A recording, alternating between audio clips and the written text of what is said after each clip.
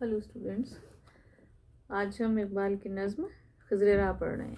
देखो, खिज़्र राह भी इसी शहपारे के अंदर है जो बीए की फ़र्स्ट ईयर के निसाब में दाखिल है और इकबाल की बहुत मशहूर और बहुत इम्पॉर्टेंट नज़्म है खिज़्र राह।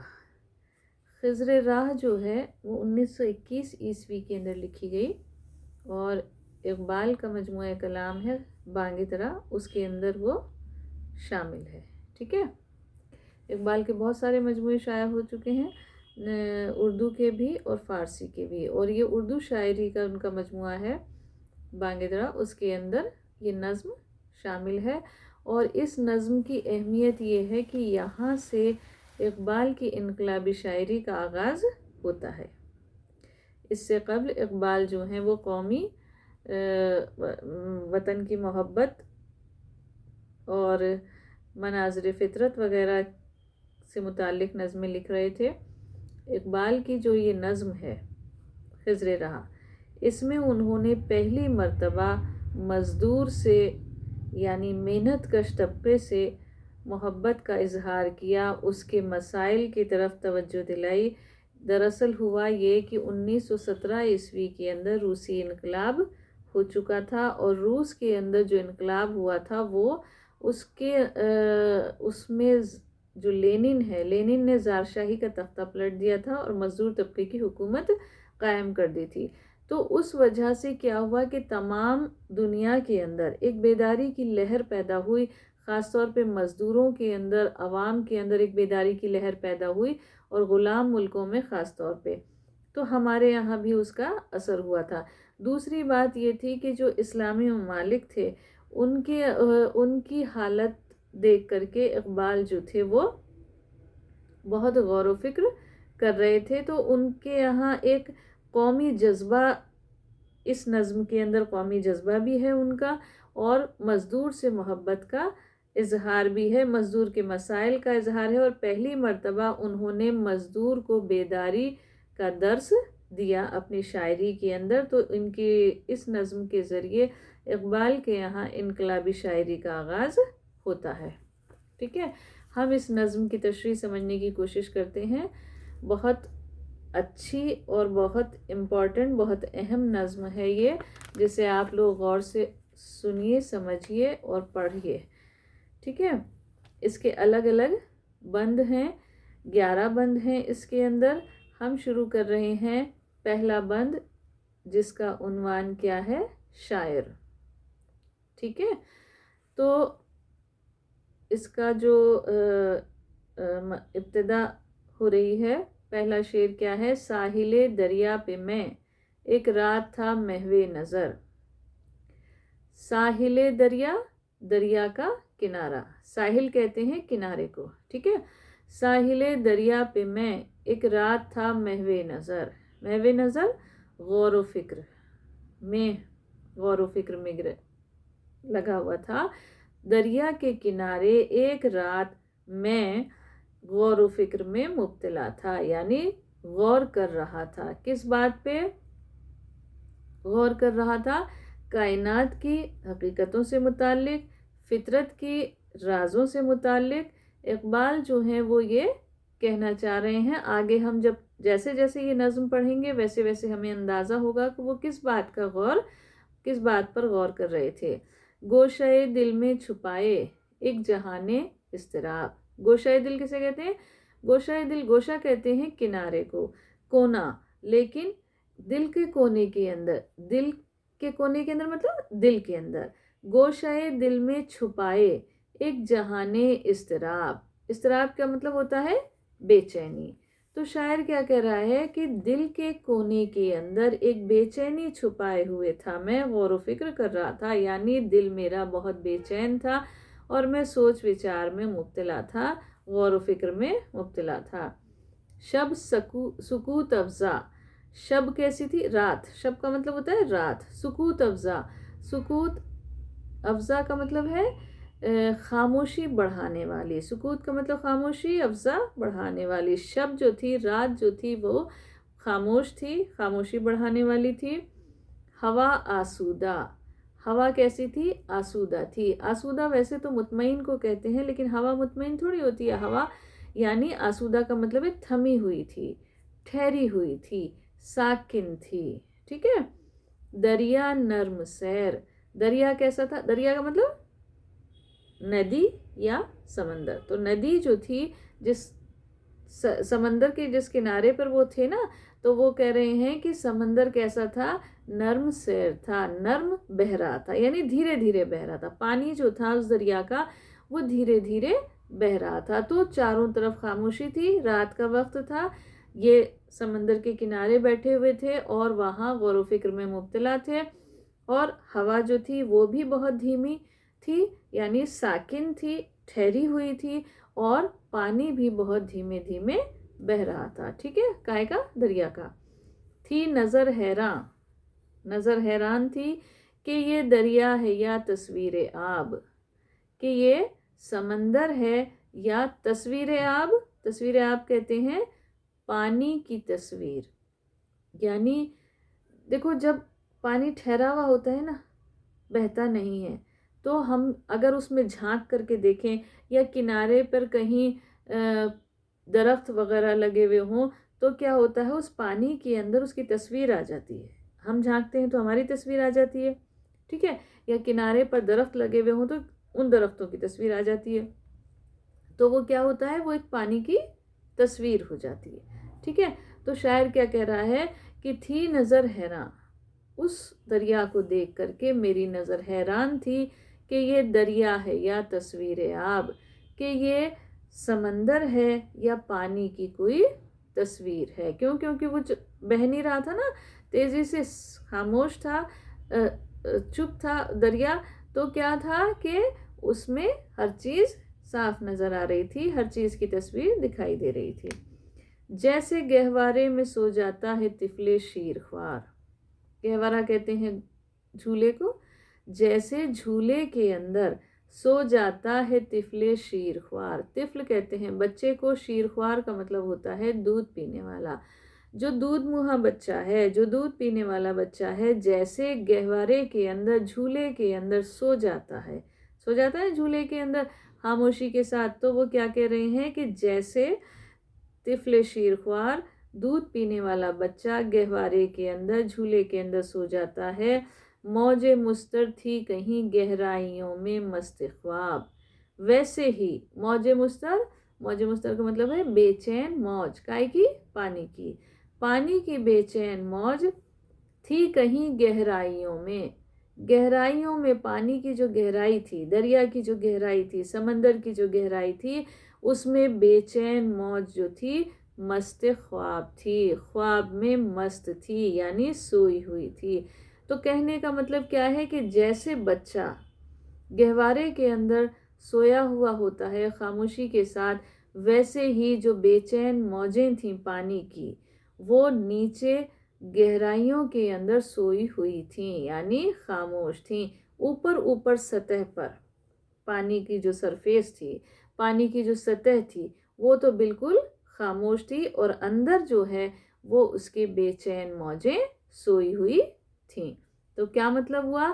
مطلب یہ ہے کہ اقبال جو ہیں وہ خود اس منظر کا جب بیان کر رہے ہیں تو اس کے ذریعے جو فطرت کے مناظر کا بیان ہو رہا ہے یہاں پر، تو اس کے ذریعے اقبال کی ذہنی کیفیت کا بھی اندازہ ہوتا ہے کہ اقبال جو ہیں وہ اندر سے بہت بے چین ہیں. اس وقت شاعر جو ہے وہ اندر سے بہت بے چین تھا. کس لیے؟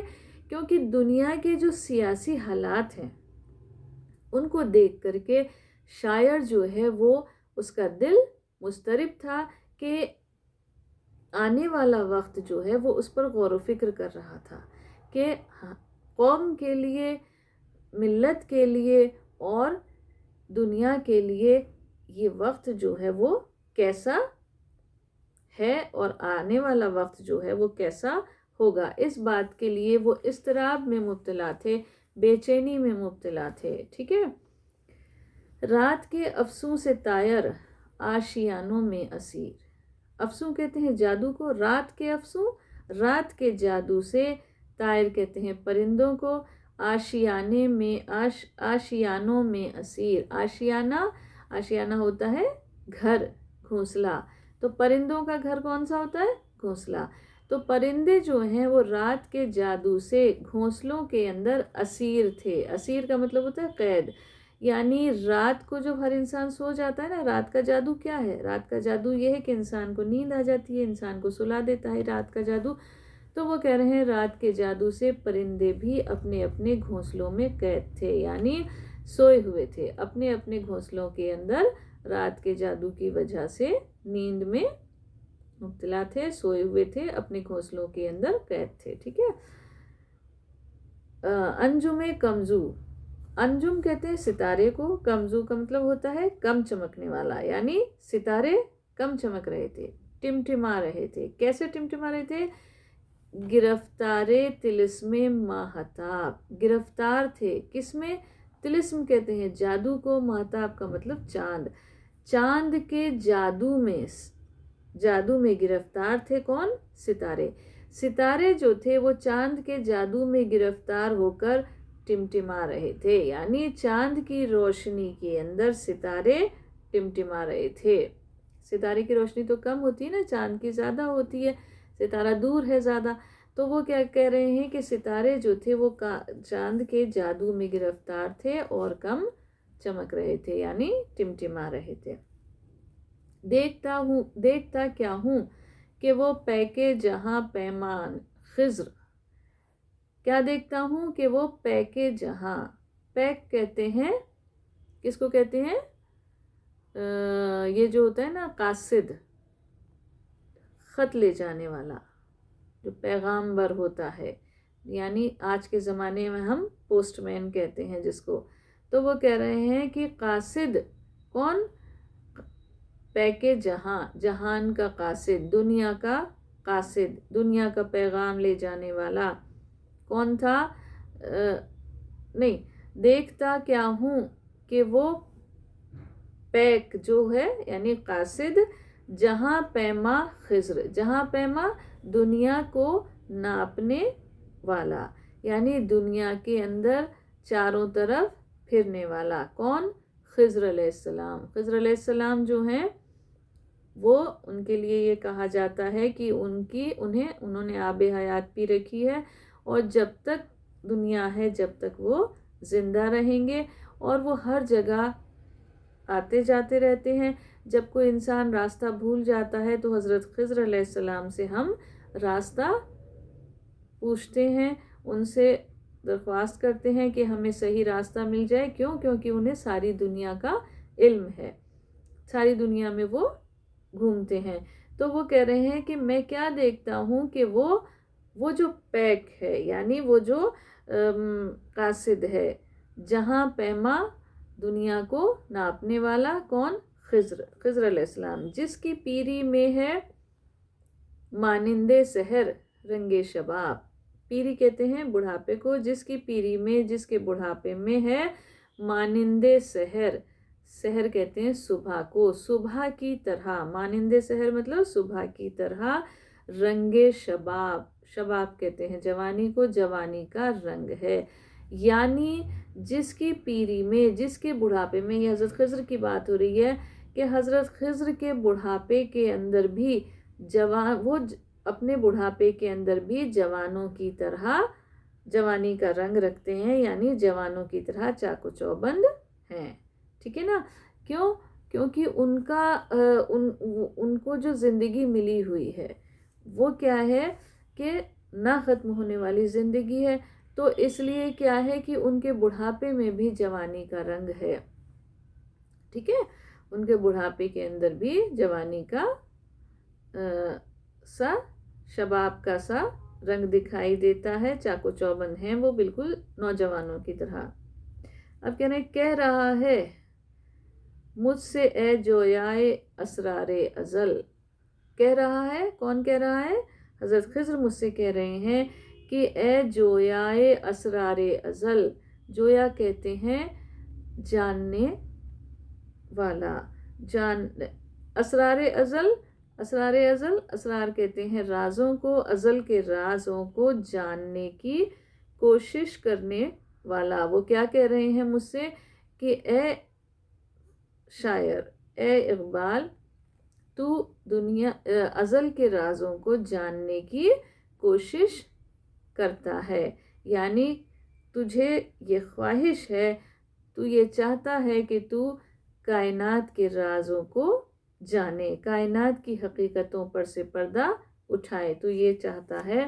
چشم دل واہو تو ہے تقدیر عالم بے حجاب، چشم دل، دل کی آنکھ، واہ کہتے ہیں کھلی ہوئی، کہتے ہیں چشم دل واہو، اگر دل کی آنکھ کھلی ہوئی ہو تو کیا ہو کہ تقدیر عالم بے حجاب، تقدیر عالم، عالم کہتے ہیں دنیا کو، دنیا کی تقدیر بے حجاب ہو جائے گی، یعنی بے پردہ ہو جائے گی۔ کہنے کا مطلب یہ ہے کہ اے شاعر، اے انسان، اے اقبال، اگر تو جو ہے وہ دنیا کے رازوں کو جاننے کی کوشش کرتا ہے، تو دنیا کے رازوں کو جاننا چاہتا ہے، تو تجھے اپنے دل کی آنکھ کھلی رکھنی ہوگی۔ اگر دل کی آنکھ کھلی ہوئی ہے تو کیا ہے کہ تقدیر عالم یعنی کائنات، تقدیر عالم کا مطلب ویسے ہوتا ہے دنیا کی تقدیر، لیکن کیا مطلب ہے کہ کائنات کی حقیقتیں جو پوشیدہ ہیں، جو چھپی ہوئی ہیں، کائنات کی جو پوشیدہ حقیقتیں ہیں،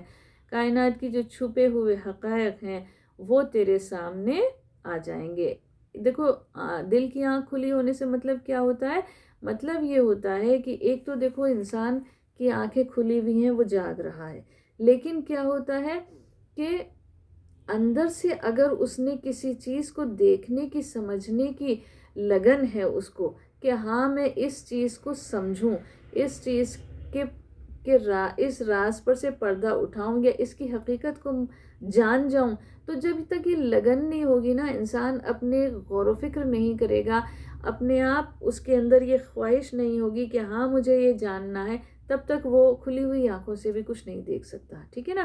تو یہی بات وہ کہہ رہے ہیں کہ تو دل کی آنکھ کو کھلی رکھ، یعنی غور و فکر کر، سمجھنے کی کوشش کر، تبھی دنیا کی تقدیر جو ہے وہ تیرے سامنے آ جائے گی، تیرے سامنے بے پردہ ہو جائے گی، مطلب کائنات کی حقیقتیں تیرے سامنے بے پردہ ہو جائیں گی، تو کائنات کے رازوں پر سے پردہ اٹھا سکے گا۔ آگے کیا کریں؟ دل میں یہ سن کر بپا ہنگامہ محشر ہوا، میرے دل میں یہ سن کر کے محشر کا یعنی قیامت، محشر کہتے ہیں قیامت، قیامت کا ہنگامہ پیدا ہوا، یعنی کیا ہوا کہ بے چینی بہت زیادہ بڑھ گئی۔ میں شہید جستجو تھا یوں سخن گستر ہوا، میں شہید جستجو تھا، جستجو کہتے ہیں خواہش کو، آرزو کو، آرزوؤں کا مارا ہوا تھا میں، یعنی میرے دل میں بہت ساری آرزوئیں تھیں، بہت ساری خواہشیں تھیں، یوں سخن گستر ہوا، ایسے کہنے لگا ان سے، حضرت خضر علیہ السلام سے یہ کہنے لگا۔ دیکھو یہاں وہ کیا کہہ رہے ہیں کہ میں جو ہوں وہ چونکہ کائنات کے رازوں پر سے پردہ اٹھانا چاہتا ہوں، کائنات کی حقیقتوں کو جاننا چاہتا ہوں، اسی غور و فکر کے اندر میں مبتلا تھا، دریا کے کنارے، سمندر کے کنارے بیٹھا ہوا اسی غور و فکر میں مبتلا تھا، تو وہ کہہ رہے ہیں کہ اس لیے میرے دل میں قیامت کا ایک جوش پیدا ہوا کہ ہاں مجھے یہ جاننا ہے۔ اب خضر علیہ السلام سے اچانک میں ملا ہوں، تو خضر علیہ السلام چونکہ دنیا بھر کا علم رکھتے ہیں، تو میں ان سے پوچھوں، سخن گستر ہوا یعنی ان سے کہنے لگا میں، تو ان سے پوچھنے کے لیے تیار ہو گیا، کیونکہ دل میں ایک جوش پیدا ہوا کہ ہاں اب مجھے حقیقتوں کا علم ہو جائے گا، مجھے خضر علیہ السلام سے حقیقتوں کا پتہ چل جائے گا، جن فطرت کے رازوں پر سے میں پردہ اٹھانا چاہتا ہوں، جنہیں جاننا چاہتا ہوں، وہ خضر علیہ السلام مجھے بتا دیں گے، تو میرے اندر جو یہ قیامت کا جوش پیدا ہوا جاننے کا، سمجھنے کا، تو میں ان سے یہ کہنے لگا۔ آج ہم اتنا ہی پڑھیں گے، آپ کو امید ہے آپ کو سمجھ میں آ گئی۔ دیکھو اقبال کی نظم جو ہے وہ ہمارے اندر بہت جوش اور ولولہ بھر دیتی ہے، کچھ کرنے کی طاقت پیدا کرتی ہے۔ اقبال نے عمل پر سب سے زیادہ زور دیا ہے، جد و جہد پہ سب سے زیادہ زور دیا ہے کہ جو کچھ ہمیں حاصل کرنا ہے، ہمیں اپنی منزل، اس کے لیے ہمارے اندر لگن ہونی چاہیے، ہمارے اندر جوش اور جذبہ ہونا چاہیے۔ تو ان کی نظمیں جو ہیں وہ تمام نظمیں اسی جوش اور جذبے سے بھری ہوئی ہیں جو ہمیں ایک دم کچھ کر گزرنے کی ہمت دیتی ہیں، ہمارے اندر ایک جوش، ایک ولولہ پیدا کر دیتی ہیں، ہمیں احساس دلا دیتی ہیں کہ ہاں ہمیں بھی عمل کرنا ہے۔ تو اس کو غور سے پڑھو ان نظموں کو، اور ان سمجھنے کی کوشش کرو تاکہ آپ کے ایگزام کے اندر یہ آپ کے لیے مفید ثابت ہو۔ آج ہم اتنا ہی پڑھیں گے، آگے ہم اس نظم کو اگلی ویڈیو میں کنٹینیو کریں گے۔ Thank you.